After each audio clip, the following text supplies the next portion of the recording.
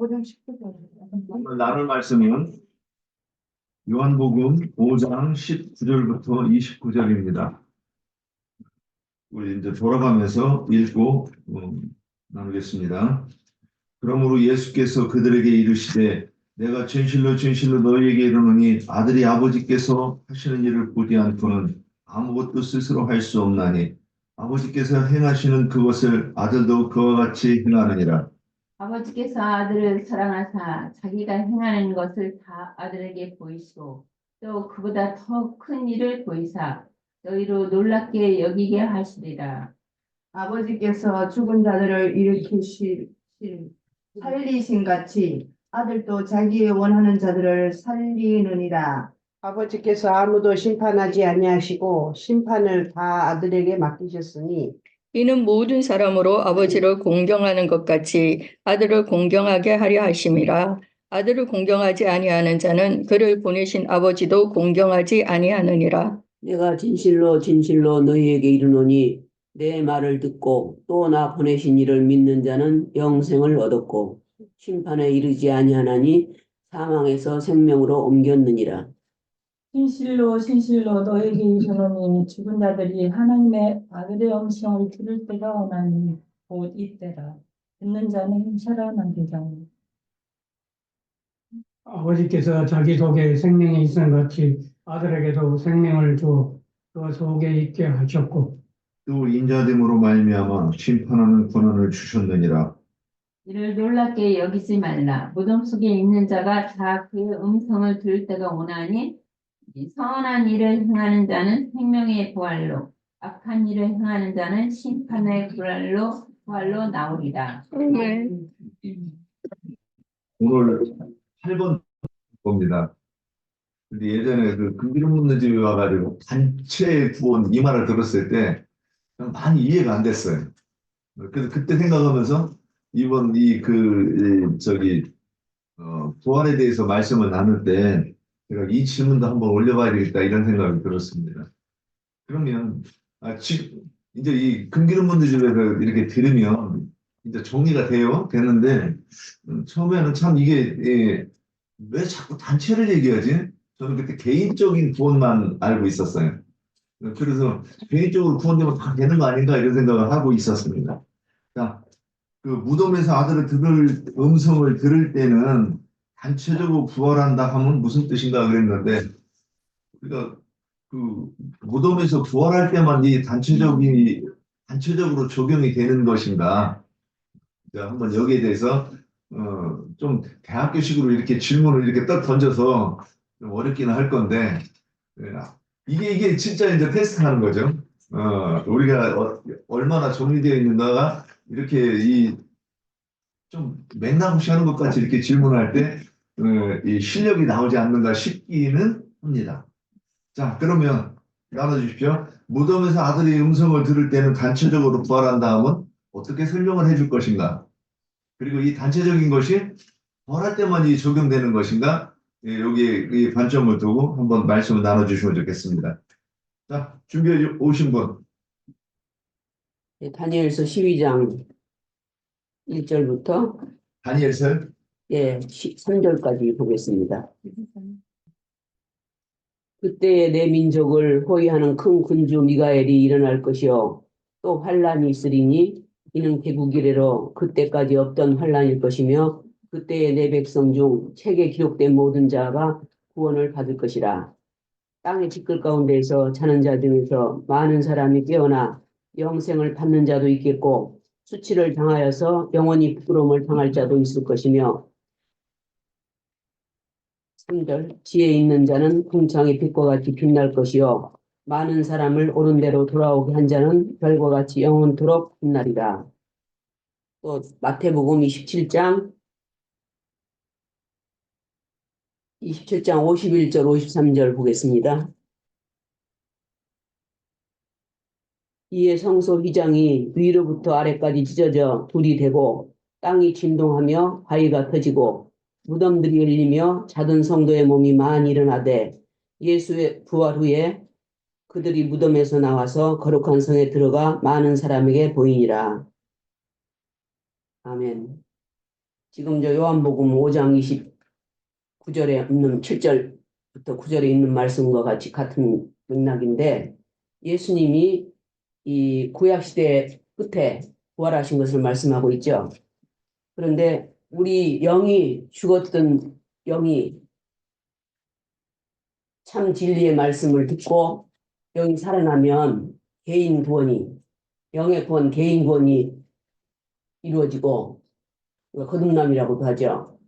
그리고 그 거듭났던 사람이 교회에 들어와서 참 진리의 말씀, 복음의 말씀을 듣고 혼이 자란 뒤에 자라든지 자라지 않았든지 육신이 죽으면 그 영혼은 음부낙원에 가서 잠을 자다가 주의 품에 잠을 자다가 시대 끝에 이방의 때 끝에 다시 부활되는데 그 부활 때에 이제 선한 일을 행한 사람은 그러니까 하나님 말씀으로 잘 양육을 받아서 혼의 구원이 성숙된 사람은 생명의 부활로 일어날 것이고 그렇지 않고 하나님의 말씀을 다르게 알지 못한 사람은 심판의 부활로 일어날 것인데 이때 단체적으로 부활이 된다는 것을 말씀한 것입니다. 이상입니다. 네. 또 이어서 나가주세요. 저 5장은 넘게. 일단 몇 절이요? 5장 12절. 로마서 5장 12절. 그러므로 한 사람으로 말미암아 죄가 세상에 들어오고 죄로 말미암아 사망에 들어왔나니 이와 같이 모든 사람이 죄를 지었으므로 사망이 모든 사람에게 이르렀느니라. 죄가 율법이 있기 전에도 세상에 있었으나 율법이 없을 때도 죄로 죄를 여기지 아니하였느니라. 그러나 아담으로부터 모세까지 아담의 범죄와 같이 죄를 짓지 아니한 자들까지도 사망이 왕노릇하였나니 아담은 오실자의 모형이라. 그러나 이 은사는 그 범죄와 같지 아니하고 이 한 사람의 범죄를 인하여 많은 사람이 죽었은즉 더욱 하나님의 은혜와 또는 한 사람 예수 그리스도로 말미암아 그리스도로 은혜의 말미암은 선물을 많은 사람에게 넘쳤느니라. 또 이 선물은 범죄하는 한 사람으로 말미암은 것 같이 아니하나니 심판은 한 사람으로 말미암아 정죄에 이르렀나니 은사는 많은 범죄로 말미암아 의롭다 하심을 이름이니라. 한 사람의 범죄로 말미암아 사망이 한 사람을 통하여 왕노릇하였은즉 더욱 은혜와 의의 선물을 넘치게 받는 자들은 한 분 예수 그리스도를 통하여 생명 안에서 왕노릇하느니라. 그런즉 한 범죄로 많은 사람이 정죄에 이른 것 같이 한 사람은 의로운 행위로 말미암아 많은 사람이 의롭다 하심을 받아 생명에 이르렀느니라. 한 사람이 순종하지 아니함으로 많은 사람이 죄된 것 같이 한 사람이 순종함으로 많은 사람이 의인이 되리라. 율법이 들어온 것은 범죄를 더하게 하려 함이나 그러나 죄가 더한 곳에 은혜가 더 넘쳤나니 이는 죄가 사망 안에서 왕노릇한 것 같이 은혜 또한 의로 말미암아 왕노릇하여 우리 주 예수 그리스도로 말미암아 영생에 이르게 하여 함이니라. 여기서 보면은 로마서의 그 아담으로 말미암아 그 첫 사람 아담으로 말미암아 모든 사람이 아담 안에서 죽었잖아요. 예수 그리스도로 말미암아 모든 사람이 삶을 얻으리라. 이 세상도 무덤이고 종교도 무덤이고 종교는 공동묘지라고 하죠. 모든 사람이 이 아담 안에서 죽은 것 같이 모든 사람이 그리스도 예수 안에서 삶을 얻으리라 이렇게 말씀하셨고 고린도전서 한번 볼게요. 고린도전서 15장 12절부터 그리스도께서 죽은 자 가운데서 다시 살아나셨다 전파되었거늘 너희 중에 어떤 사람은 어찌하여 죽은 자 가운데서 부활이 없다 하느냐. 만일 죽은 자의 부활이 없으면 그리스도도 다시 살아나지 못하였으리라. 그리스도께서 만일 다시 살아나지 못하였으면 우리가 전파하는 것도 헛것이요 또 믿음도 너희 믿음도 헛것이며 또 우리 하나님이 거짓 증인으로 발견되리니 우리가 하나님이 그리스도를 다시 살리셨고 증언하심으로 만일 죽은 자가 다시 살아난 일이 없으면 하나님이 그리스도를 다시 살리지 아니하셨으리라. 만일 죽은 자가 다시 살아난 일이 없으면 그리스도도 다시 살아나는 일이 없을 터이요. 그리스도께서 다시 살아난 일이 없으면 너희 믿음도 헛되고 너희가 여전히 죄 가운데 있을 것이요. 또 그리스도 안에서 잠자는 자도 망하였으리니 만일 그리스도 안에서 우리가 바라던 것이 이 생뿐이면 모든 사람 가운데 우리가 더욱 불쌍한 자이다. 그러나 이제 그리스도께서 죽은 자 가운데서 다시 살아나사 잠자는 자들의 첫 열매가 되셨도다. 사망이 한 사람으로 말미암았으니 죽은 자의 부활도 한 사람으로 말미암도다. 아담 안에서 모든 사람이 죽은 것 같이 그리스도 안에서 모든 사람이 삶을 얻으리라. 그러나 각각 그 차례대로 되리니 먼저는 첫째인 그리스도요. 그 다음에는 그가 강림하실 때 그리스도께서 속한 자요. 그 후에는 마지막이니 그가 모든 통치와 모든 권세와 능력을 멸하시고 나라를 아버지 하나님께 바칠 때라. 여기까지 말씀하시고 내가 여기 기록된 게 있는데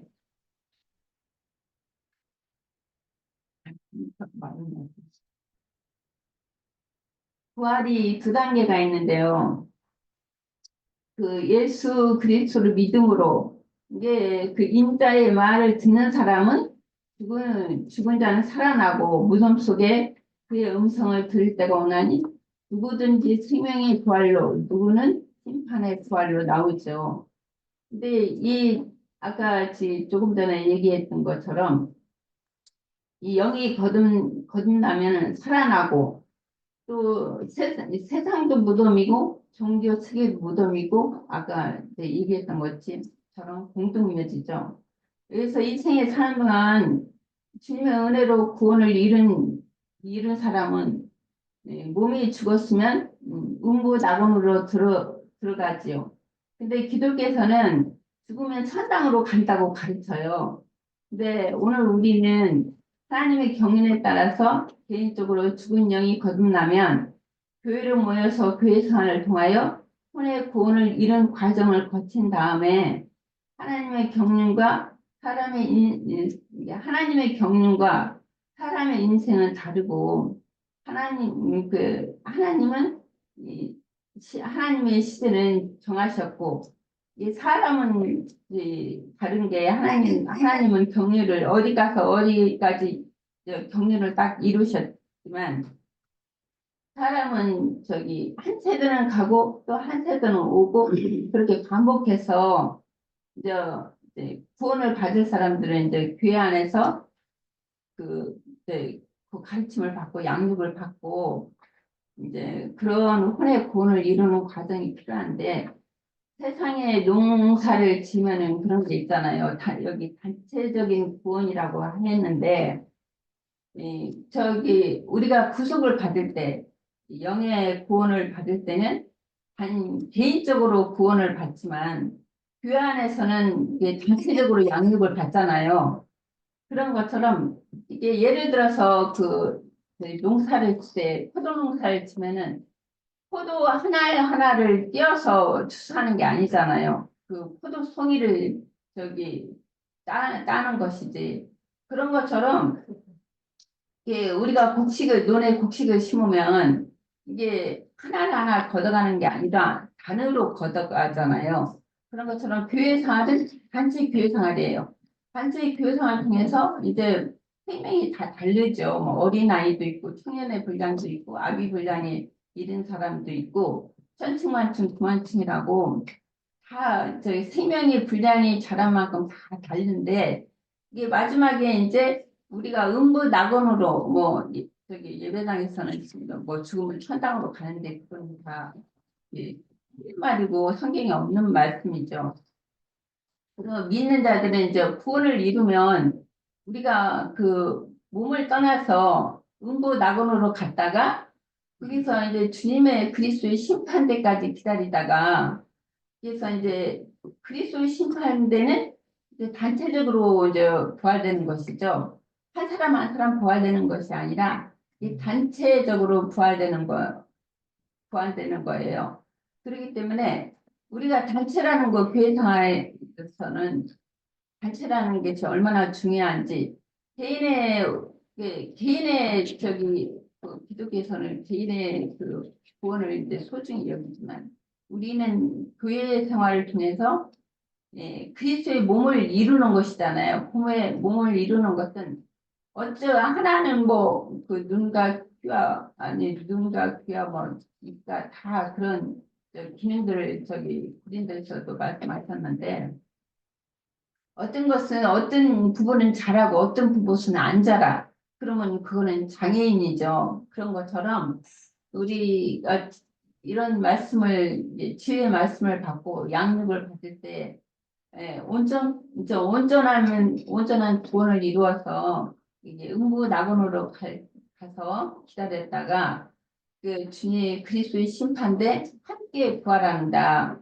그때 이제 거기서는 이제 함께 부활하는데 그게 이제 부활이 다 각각 다를 거 아니에요. 이제 온전케 된 의인의 영들도 있을 테고 그게 온전케 되지 못한 그게 미치는 이제 지체들 그 영혼들도 있을 테고 이제 온전케 된 사람은 이제 그리스도 심판대 부활해서 이제 천년 동안 왕노로 살 수 있는 이제 그런 여건을 갖춰지는 거고 그래서 이제 온전케 되지 못한 영혼들은 또 이제 천년을 더 기다려서 이제 하나님의 그 백보자 심판에서 또 이제 가는 거고 나중에는 이제 하나님의 백성으로 이제 양무리의 백성으로 이제 들어간다고 이제 그렇게 알고 있어요. 이 땅에서 교회 생활이 얼마나 중요한지 교회 생활 중에서 우리가 구원을 이루는가 안 이루는가를 판가름 나잖아요. 예, 지금도 뭐 자매님도 말씀하시고 앞으로 뭐 자매님도 옥경이 자매님도 이제 말씀하실 건데 우리가 이제 한 단계 한 단계 지금은 너무 미약하고 부족하지만 앞으로 이런 그 교회 생활을 통해서 진리의 말씀을 공부받고 구원을 온전히 이루면은 반드시 그 저기 천연왕국 때 이기는 자로 우리가 이제 그만큼 이제 이기는 자로 왕노를 할 거라는 것을 믿고 교회 생활을 하고 있습니다. 예, 또요? 예, 앞에 애자자매님이 말씀하신 것과 많이 중복이 될 것 같은데요. 오늘 요한복음 5장 25절에 그 죽은 영이 살아나는 부활은 지극히 개인적인 그런 문제죠. 그러나 그렇게 개인적으로 영이 살아나고 다시 말해서 거듭나면 그 다음 단계로 이제 교회로 모여서 교회 생활을 해야 하는데 이 교회 생활은 공동체 생활이고 단체적인 거잖아요. 그래서 에베소서 4장 15절 16절 말씀을 보면 에베소서 4장 15절 16절 제가 읽겠습니다. 오직 사랑 안에서 참된 것을 하여 범사에 그에게까지 자랄지라. 그는 머리니 곧 그리스도라. 그에게서 온 몸이 각 마디를 통하여 도움을 받음으로 연결되고 결합되어 각 지체의 분량대로 역사하여 그 몸을 자라게 하며 사랑 안에서 스스로 세우느니라 그랬어요. 우리는 그리스도를 머리로 한 하나의 몸, 단체적인 그리스도의 몸으로 이렇게 세워지도록 교회 생활을 통해서 다듬어지고 서로 연락하고 상합하면서 단체적인 하늘의 장작교회로 그렇게 지음을 받아가는 거잖아요. 그리고 하나님은 시와 때를 정해두시고 이 우주를 경영하시는데 구약 시대에 4,000년, 이방인 시대, 즉 교회 시대 2,000년, 또 천년왕국 시대 그 1,000년 이렇게 한 시대를 정해두셨는데 한 시대 중에는 많은 오고 가는 그 세대들이 반복이 되어지죠. 그 속에서 각자 자기 세대에서 자기가 이룬 구원을 가지고 죽으면 이 육신의 몸을 이제 벗게 되면 그러면 이제 28절에 무덤 속에 있는 자가 그의 음성을 듣고 생명의 부활로 나오든지 심판의 부활로 나오든지 부활해서 일어나는 때가 있다고 그랬고 이때가 오는 부활의 때인데 이 오는 부활의 때까지 엄부에서 기다리다가 단체적으로 일어나는 것이지 뭐 한 사람 한 사람씩 그 구원을 이룬 뭐 순서대로라든지 아니면 뭐 나이 순이라든지 혹은 뭐 죽은 순서대로라든지 그렇게 일어난다는 말은 성경에서 찾아볼 수가 없죠.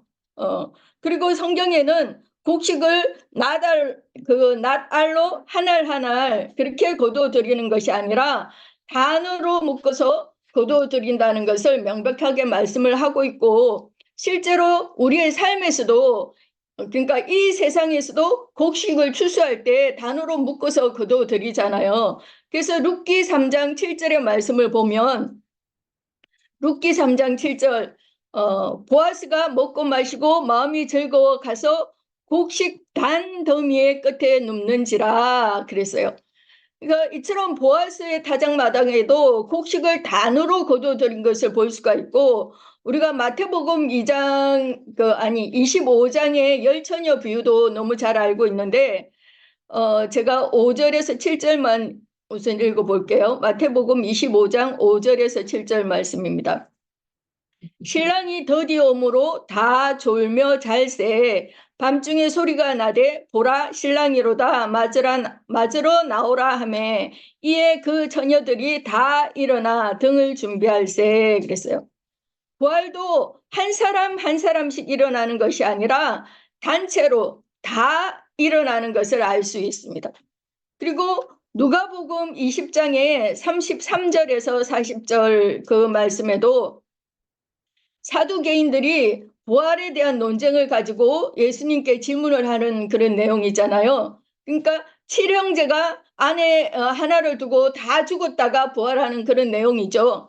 그래서 제가 읽어볼게요. 33절에서부터 40절까지. 일곱이 다 그를 아내로 취하였으니 부활 때에 그 중에 누구의 아내가 되리까? 예수께서 이르시되 이 세상의 자녀들은 장가도 가고 시집도 가되 저 세상과 및 죽은 자 가운데서 부활함을 얻기에 합당히 여기며 받은 자들은 장가 가고 시집 가는 일이 없으며 그들은 다시 죽을 수도 없나니 이는 천사와 동등이요 부활의 자녀로서 하나님의 자녀임이라. 죽은 자가 살아난다는 것은 모세도 가시나무 뜰기에 관한 글에서 주를 아브라함의 하나님이요 이삭의 하나님이요 야곱의 하나님이시라 칭하였나니 하나님은 죽은 자의 하나님이 아니요 살아있는 자의 하나님이시라. 하나님에게는 모든 사람이 살았느니라 하시니 서기관 중 어떤 이들이 말하되 선생님 잘 말씀하셨나이다 하니 그들은 아무것도 감히 더 물을 수 없음이더라 그랬는데요. 저 세상과 및 죽은 자 가운데서 부활한다라는 것은 요한복음 오늘 5장 28절에 그 죽은 자들이 엄부에서 부활을 하는 것을 말하는 거죠. 그래서 35절도 그렇고 36절에도 보면 부활함을 얻기에 합당히 여김을 받은 자들이라고 그랬고 또 36절에도 그들은이라고 하면서 이렇게 복수로 이렇게 말을 하고 있어요. 그래서 죽은 자들 가운데서 부활을 하는 것은 개인적인 것이 아닌 단체적인 거라는 거죠. 그래서 앞에서 요한복음 5장 25절에서 영이 거듭나는 부활, 그 양심상 죽었다가 살아나는 영의 부활은 지극히 개인적인 문제이지만 실제로 우리가 같은 시간대에 같은 공간에서 같은 말씀을 많은 사람들이 함께 받아도 그 말씀을 믿고 자기 마음에 모셔들여서 그 영이 살아나고 또 살아나지 못하는 그런 문제는 각자 그 개인의 문제이잖아요. 그러나 각자의 그 각자가 영의 구원을 얻었어도 이제 그 다음 단계로 교회 생활 그부터가 단체적인 것이고 이 누가복음 20장의 말씀에서도 7형제가 다 같이 단체적으로 부활하였다는 것을 우리가 알 수가 있고 단체적인 부활을 암시하고 있다고 그렇게 생각을 합니다. 그리고 우리가 너무나 잘 아는 그 데살로니가 전서 4장 13절 14절 말씀인데요. 제가 읽을게요. 데살로니가 전서 4장 13절 14절입니다. 형제들아 자는 자들에 관하여는 너희가 알지 못함을 우리가 원하지 아니하노니 이는 소망 없는 다른 이와 같이 슬퍼하지 않게 하려 함이라. 우리가 예수께서 죽으셨다가 다시 살아나심을 믿을진데 이와 같이 예수 안에서 자는 자들도 하나님이 그와 함께 데리고 오시리라 그렇게 말씀을 하셨고 또 단체적인 부활을 너무나 확실하게 확정해주는 말씀이 에베소서 2장 말씀이라고 생각하는데요. 에베소서 2장 5절 6절 말씀만 제가 읽을게요. 허물러 죽은 우리를 그리스도와 함께 살리셨고 너희는 은혜로 구원을 받은 것이라. 또 함께 일으키사 그리스도 예수 안에서 함께 하늘에 앉히시니 그랬어요. 이렇게 함께 부활시키시고 하나님의 영광에 그 영광 앞으로도 함께 데려가신다는 그런 말씀을 하고 있는 거죠. 그래서 우리도 오는 부활의 때 그 엄부나건 즉 그 주 안에서 자던 자들이 단체적으로 일어나는 그 부활을 믿고 첫째 부활, 뛰어난 부활에 참여하는 것을 이렇게 또 고대하면서 이렇게 신앙생활을 하고 있는 거라고 생각을 합니다. 여기까지 말씀드리겠습니다. 이게 이제 단체 부활. 그러니까 우리가 예전에 그 기독교 생활에서 할 때는 이런 거에 대해서 언급을 안 하니까 이게 단체인지 뭐 이런 건지 아예 생각할 여지가 없었어요. 그리고 성경 읽기도 바쁜데 뭐 문맥 파악하고 뭐 무슨 뜻 파악하고 그런 거에 대해서 이제 들은 바가 없으니까. 그런데 일단 이렇게 이제 여기 와서 듣다가 보면 그게 또 단체로 해야 되는 게 이제 그때서 생각을 해보는 거죠. 그런데 그 단체적으로 어떤 그 부활, 심판에 부활받는 것만 아니라 우리가 이 땅에서 교회를 이루는 것도 이게 단체적인 것이라고라는 것은 이제 자세히 보면 그게 이제 보이는 거예요. 그래서 이게 신앙생활도 그래서 우리가 하여튼 그런 부분도 아까 이제 옥경자매도 말씀하시고 한 것 같은데 제가 이렇게 메모하려고 하다 좀 잘 못했어요. 하여튼 이 부분에 대해서 좀 빠진 것 같은 거 좀 더补充하실 거 없을까요? 신앙생활은 여기서 교회 생활도 단체로 하는 것이고 또는 부활도 단체로 하는 것이고 그리고 왕노릇을 하는 그 주와 그 그리스도의 나라가 이루어지는 것도 이것도 단체적인 얘기일 거라고 이렇게 보이는 거예요. 그러니까 25절에 개인적인 부활이 먼저 있어야 예. 28절에 단체적인 부활도 가능한 거죠. 예. 저기 우리 중으로 참여하는 지체들 저기 가지고 오신 거 좀 차려 놓으시죠.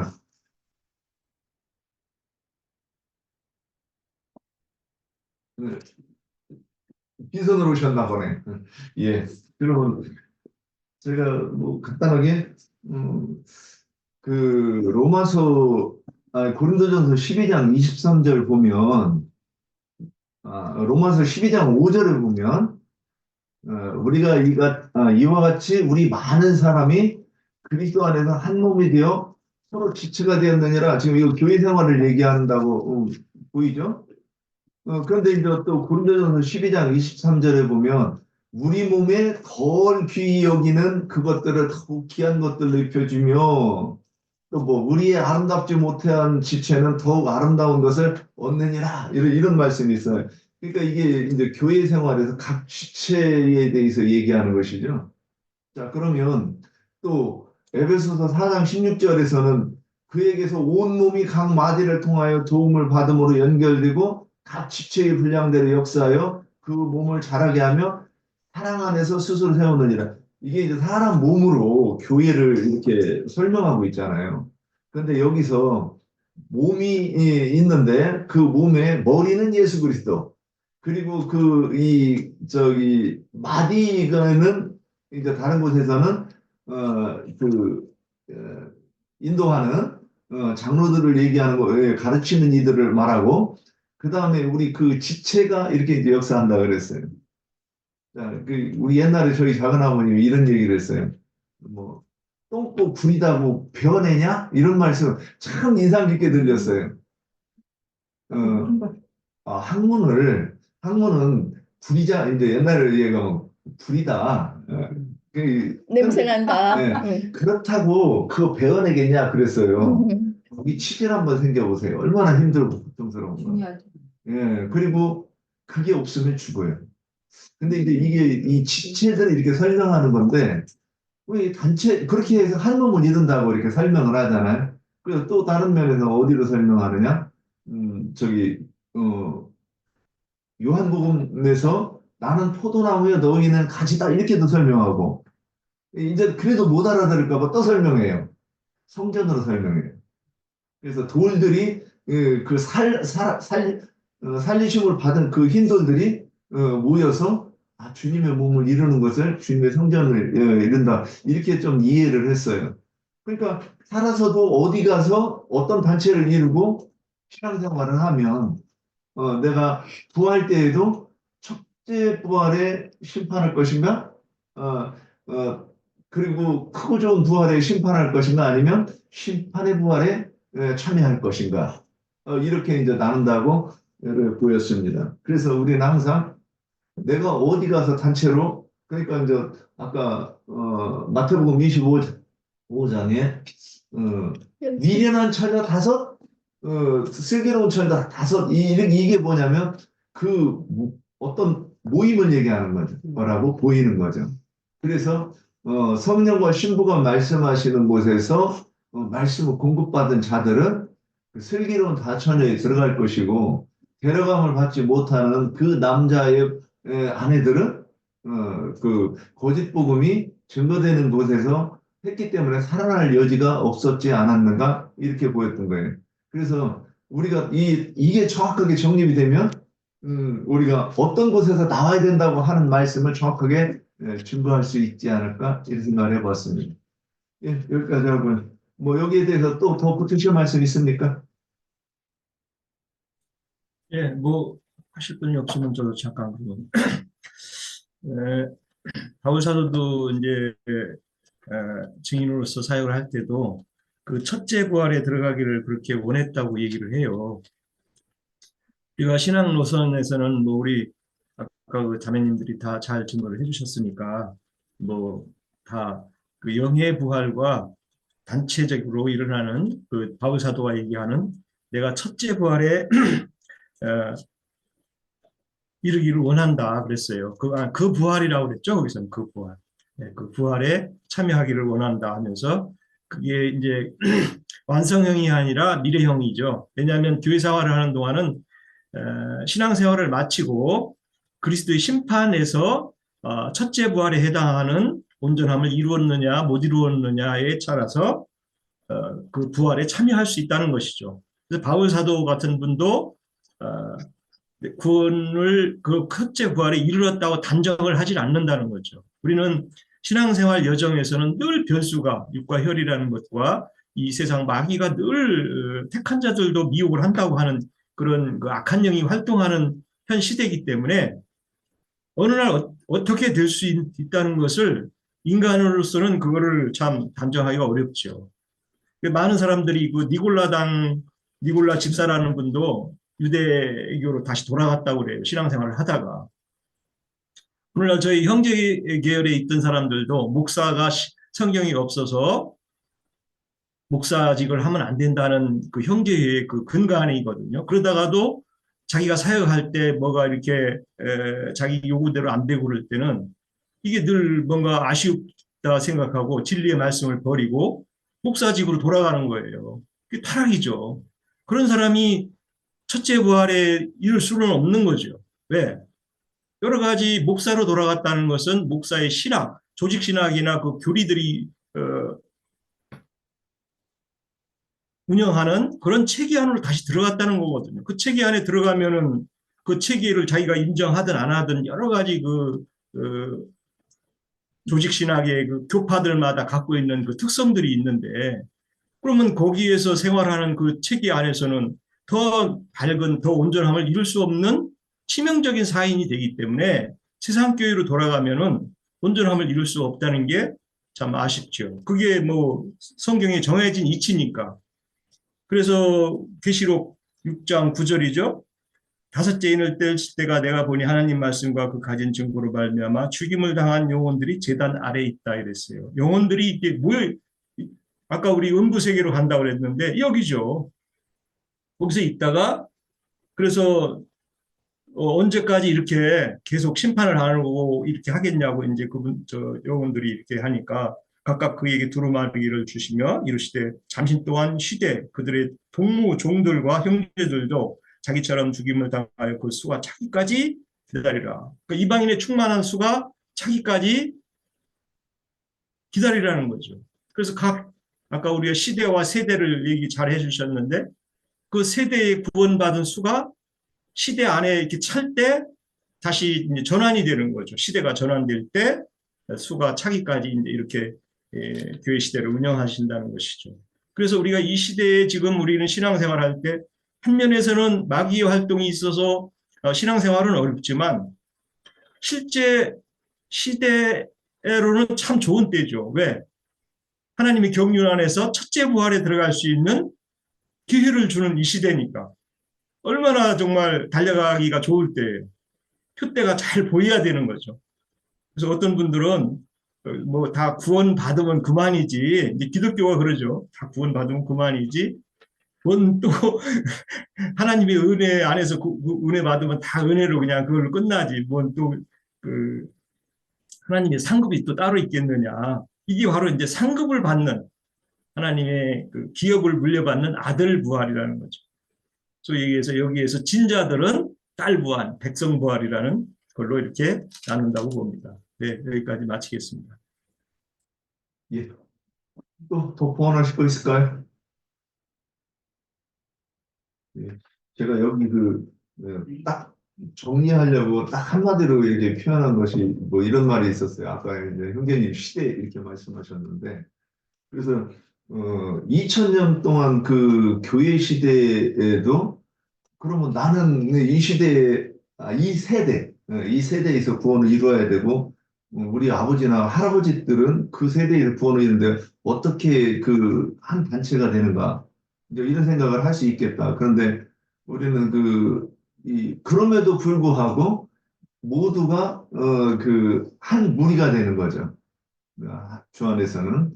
그래서 먼저 죽은 자는 음부에 가서 기다리고 나중에 죽은 자는 기다릴 수 없이 바로 가고 이런 것들을 보면서 아무리 시간이 역사적으로 어떤 차이가 있을지라도 또는 우리가 여기서 대한민국과 미국이 어떤 거리가 있을지라도 우리는 그리스도 안에 있는 사람은 한 몸이고 또 주님이 바로 증거되지 않는 곳에 있으면 그들은 따로 가라지단으로 이렇게 분별된다. 그러니까 크게 보면 미련한 처녀와 슬기로운 처녀로 이렇게 분별되는 것을 그래서 그 비유가 이렇게 말씀하는 것 아닌가 이렇게 생각되었습니다.